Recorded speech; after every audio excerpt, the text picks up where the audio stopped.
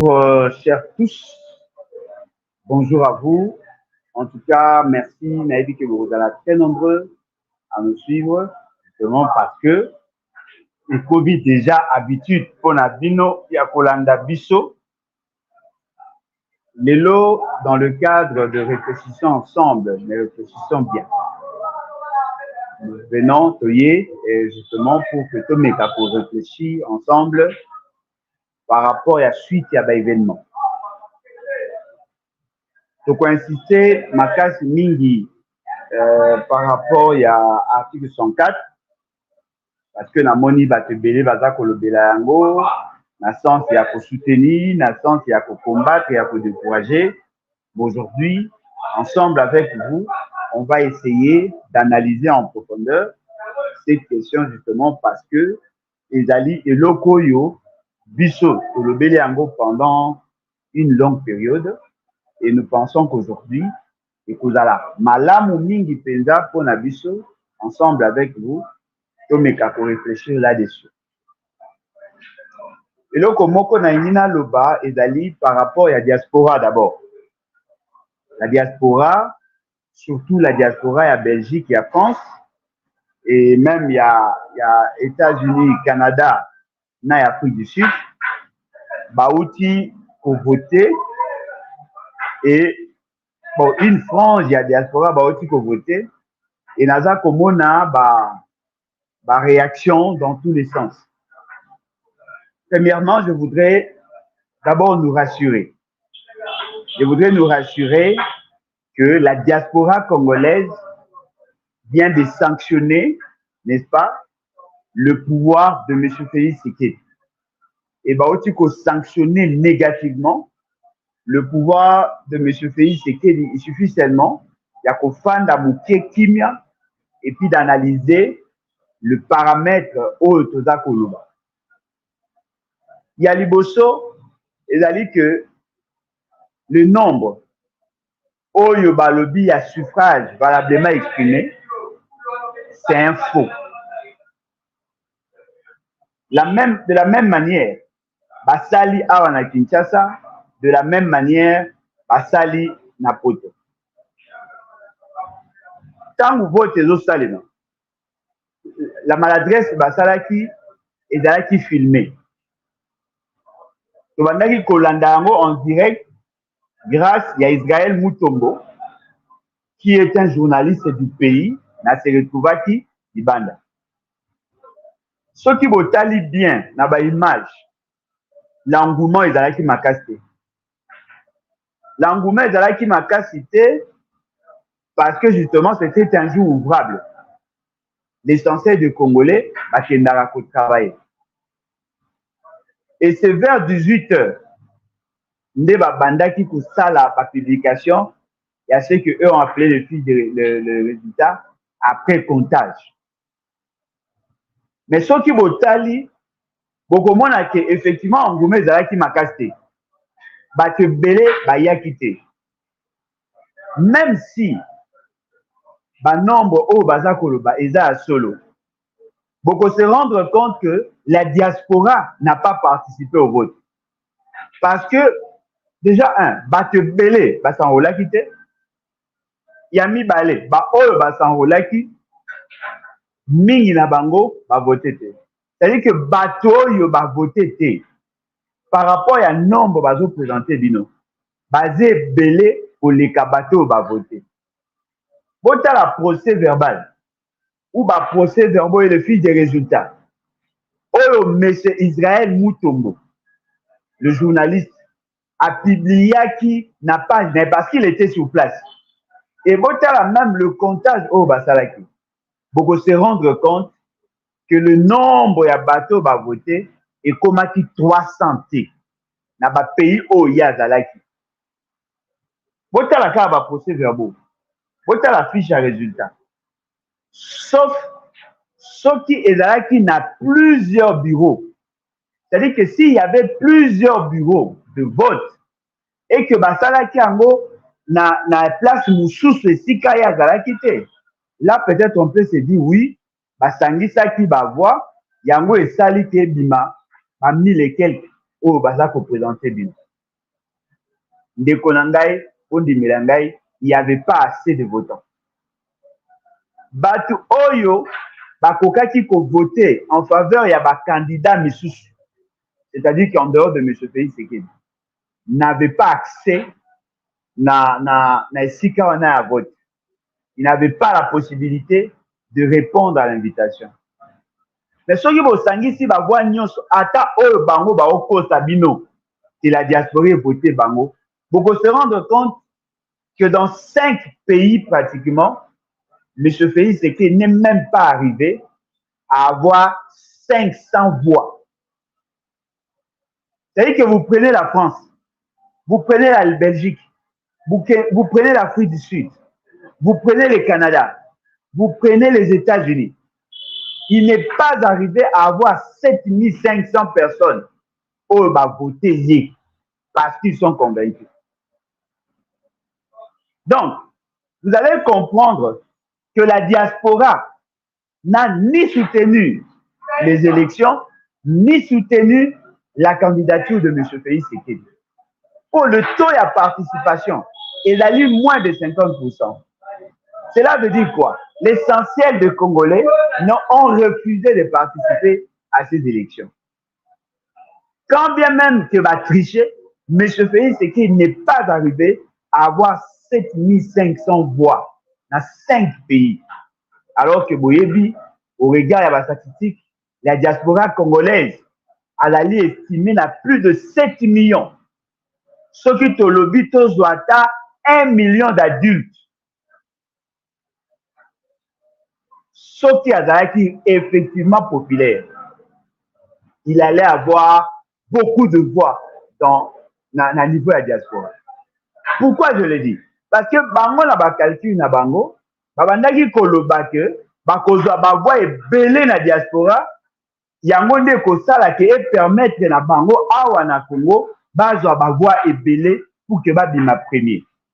Mais ceux qui botali ba nombre ya ba participants à vote, bokomona ke nombre ezalaki muke, c'est-à-dire qu'ils ne peuvent pas utiliser les résultats de la diaspora pour justifier leur réussite. Il vous souviendra que lors il y a une analyse nangai, n'a démontré qu'il n'a bino que batte belé, oh il y a bataillon sacré, babanda qui peut compter sur les données à diaspora pour que va gonfler le nombre. Il y a bateau bango baroloba. Parce que la diaspora ça allait être un peu difficile au regard de la réalité. Ils ont ciblé là où ils allaient favorables à bango par rapport à la présence et attributs et ainsi de suite. Mais en réalité, tout va répondre. Parce que comment voulez-vous? Un président de la République, azali membre de la diaspora, a outa na diaspora, a fanda longtemps na diaspora, n'a vu ba voix bouki na diaspora. C'est vrai, tu vas considérer qu'il y a eu ba voix belé par rapport à Batu. Mais en réalité, là où il a vécu, il devait avoir plus de voix. On devait sentir l'engouement, surtout net na Bamboka Lokwa à Belgique. Mais pour se rendre compte que Batte Pelé a voté. Il n'est même pas arrivé à avoir 7500 voix. Donc, Bino Batte Bozo reproché la diaspora. La diaspora est faite de la même manière qu'ici. Il y a des gens qui sont pro-Félix Tshisekedi. Parce que Batunaye Bakendara Bakabela Bambongo. Parce que Batumsusu Bazaka bazali attaché na ye, parce que l'essentiel na bango bazwa mikanda grâce à un pays de paix. Yenda bane ko tekela bango baka pour que babo ngunda. Mais vous remarquez l'essentiel ya diaspora. Baboyi na élection na Félix Tshisekedi. Botala kaka botala calcul bomona. Parce que le taux de participation est faible, bateau va voter mingi et la bateau va aller attirer par rapport à ce sentiment à bango. Il y a appartenance tribale et ainsi de suite. M. Félix Tshisekedi, en réalité, il devait avoir plus de voix dans la partie, au niveau de la diaspora. Ce qui n'est pas le cas. Azuba voix mouké. Yango ngai Alain Bolodjoa. Nazo yako féliciter la diaspora. Parce que la diaspora est restée dans l'état d'esprit Otolobaki, il y a article 64. yango omoni toutes les organisations à diaspora lelo babimi babandi kosala baactivité babandi kocontester babandi koattaquer ce qui s'est fait dans na niveau ya pays parce que bazali na état d'esprit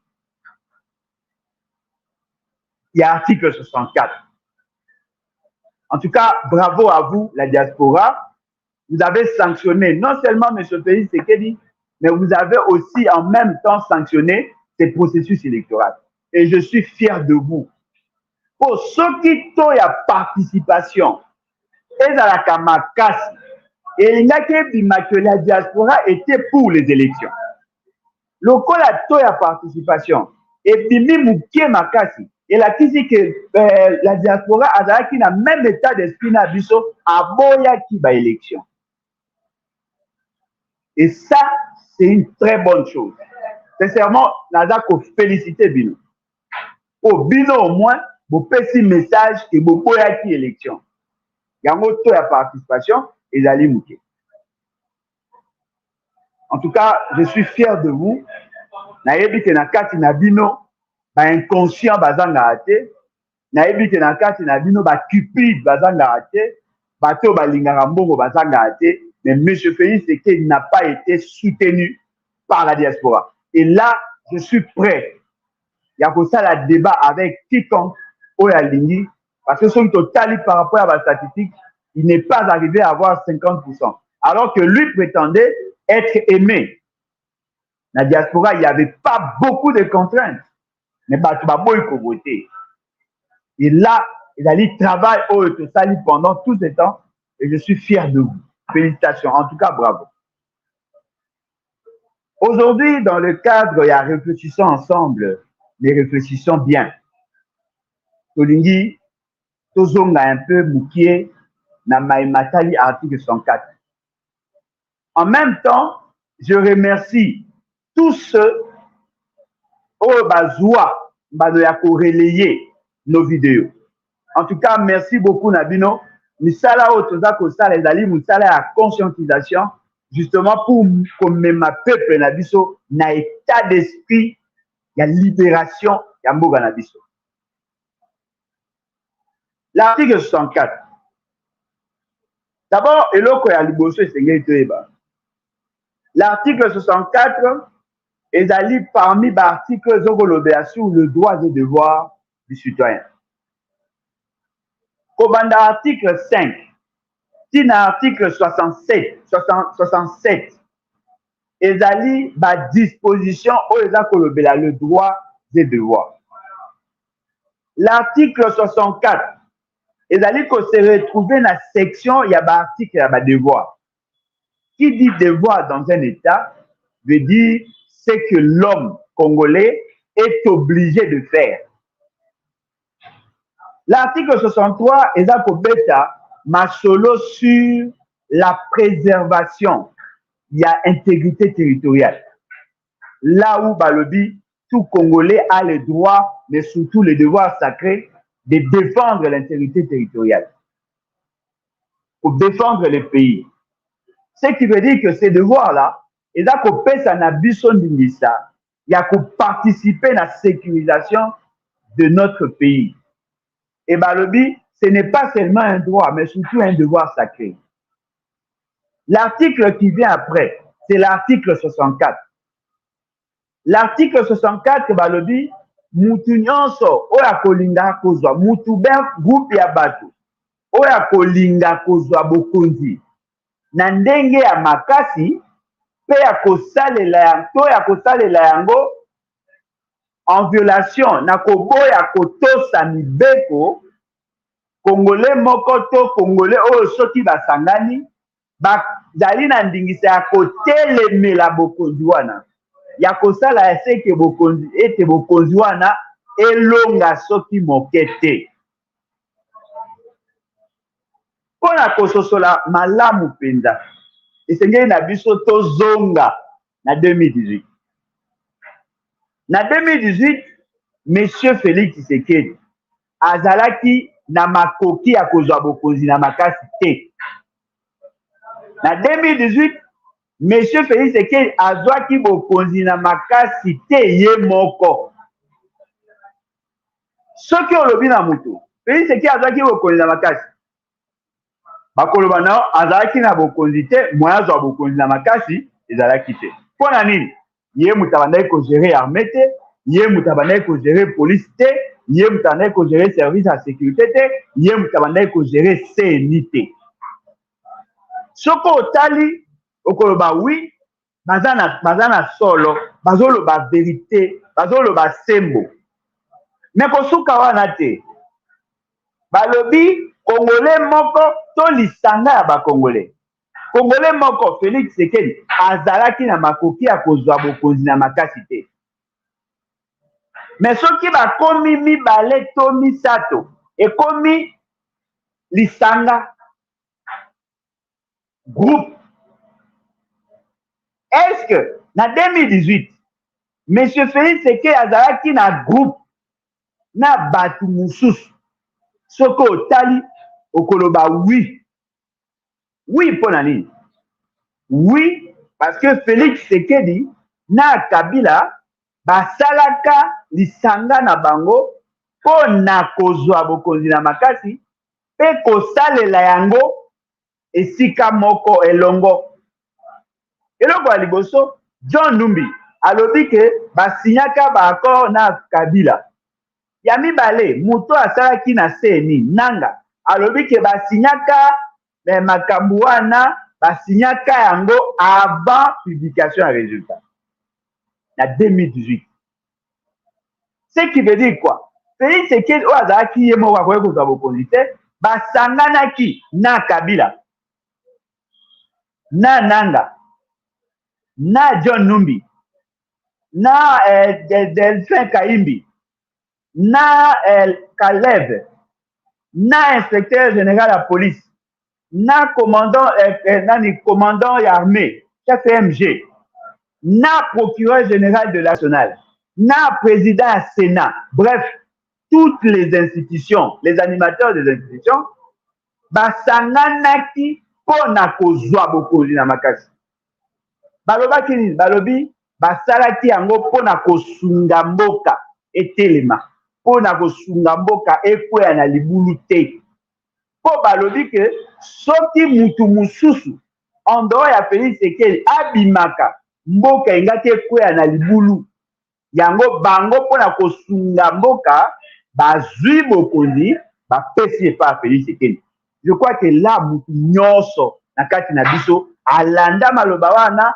ayebi oyo elobama mbala moko tolongwe na moto moko azwi bokonzi ekomi lisanga ya bato un groupe d'individus qui prend le pouvoir par la force et qui l'exerce en violation de la constitution lolenge nini bazwaki bokonzi na makasi batie bato ya CNI bapesa baresultat oyo bango balingaki mpo bazalaki na bokonzi bato ya CNI babangi liwa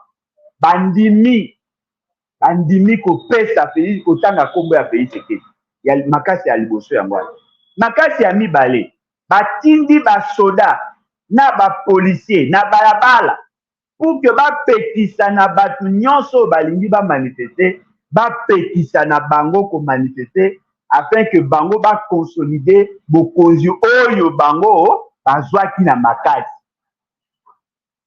ya misato bapesi ndingisa na CNI asala kaka oyo bango balingi la cour constitutionnelle pardon la cour constitutionnelle alobi kaka oyo bango balingi parce que cour constitutionnelle abandaki kobanga kopesa kombo ya mutu mosusu noki te balingaki baboma bango makasi nyonso yango wana na suka batambwisi mboka en violation ya constitution bango nyonso parce que ntango tobeta pouvoir bokonzi il y a bokonzi président de la république il y a bokonzi parlement ezali bakonzi oyo bautaka na maponomi oleke baponama na bato baponami na bokonzi na bango moko na makasi na bango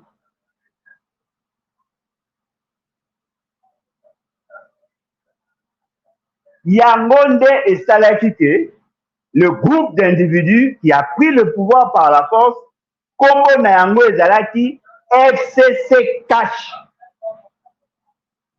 FCC Cash ezali groupe d'individus oyo bazwaki bokonzi na makasi.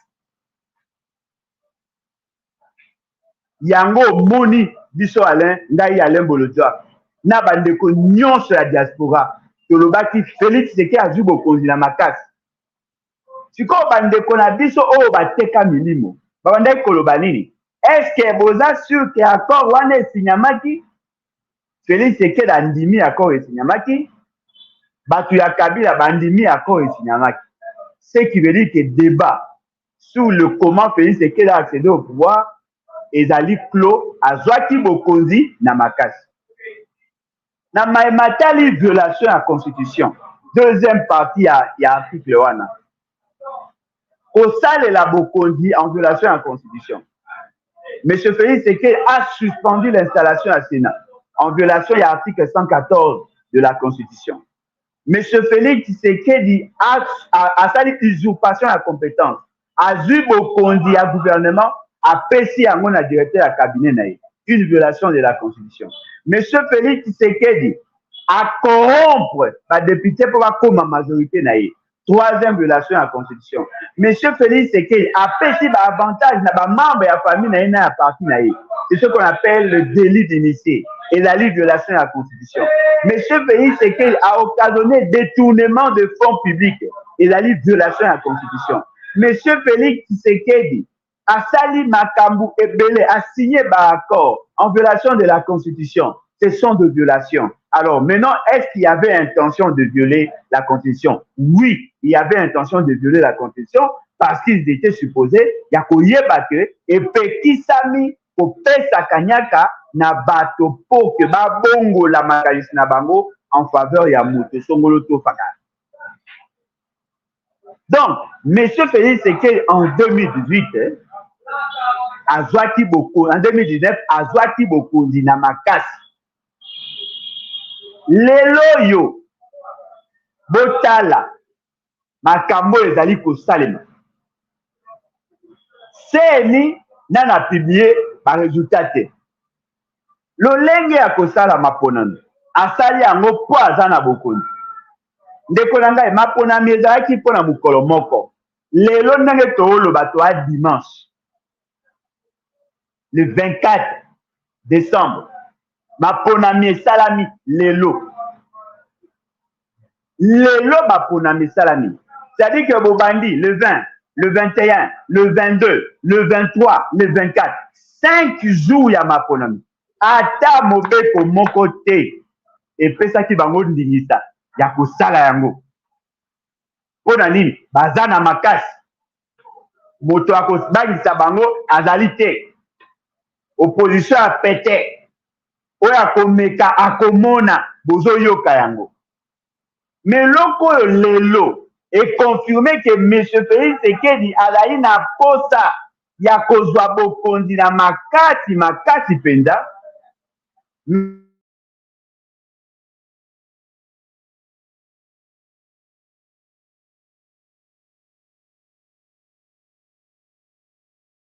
Félix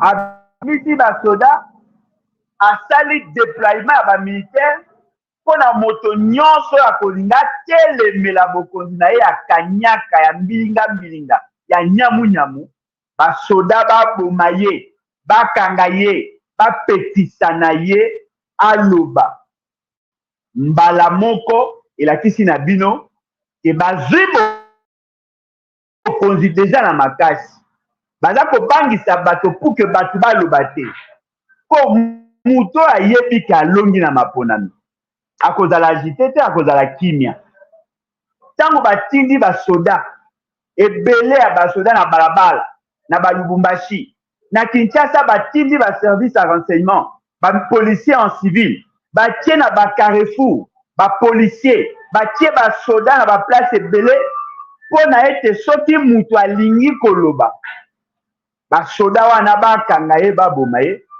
elakisi ke Félix Tshisekedi alingi lisusu kozwa bokonzi na makasi. Alors, likambo ya koloba na makasi te ekosimbaka lisusu te po lelo ndenge tozali awa ma nyonso eza kolakisa ke Félix Tshisekedi azozwa bokonzi mpo na nini mpo azali na commandement ya armée ya police ya service ya renseignement la fonction publique aza koutilize fonction na ye ya commandant suprême mpo na aloba ke ye nde alongaki maponami oyo ya mabe oyo ya salite ya mbindo boza komona ndenge bato baza komivote bakangi bato ya IDPS avec bamachine bamivotele bango moko 3000 bulletins de vote na 3000 wana elongi nyonso ezali IDPS Félix Tshisekedi IDPS député national IDPS député provincial IDPS conseiller IDPS 3000 bamachine eza ebele meloko esengeli boyeba ndenge nini esika mosusu machine ezali te me bato bazali bakandidat bato bazali na staff ya campagne ya Félix Tshisekedi baza na bamachine bapesi na moto nyonso bamachine bamivote bavote mpe candidat na bango mais en même temps abengi armée atindi bato bakende na babalabala mpo mutu nyonso ya kolinga loba ke élection esalami mabe bakanga ye baboma ye yango babaka prendre le pouvoir par la force azwaki bokonzi na makasi alingi lisusu azwa bokonzi na makasi mais la constitution elobi nini ezali devoir sacré na biso bacongolais tosala échec na un individu et groupe d'individus individu Félix Tshisekedi veut avoir le pouvoir par la force oui c'est Félix Tshisekedi qui veut avoir le pouvoir par la force est-ce qu'individu Félix Tshisekedi azali accompagné na bato oui l'armée, la police, les services à sécurité, les finances publiques, la CNI, la Cour constitutionnelle et les membres de son parti. Ces groupes de gens-là, bangonde balingi bazwa bokonzi na makasi, et puis baza kosala nyonso ke mutu nyonso akozala makanisi ya kotelemela bango, bakanga ye munoko, baboma ye, batya ye na boloko. Ndeko na ngai, telema. Telema, nyonso esengeli mpona koenclencher article 64 ezali deja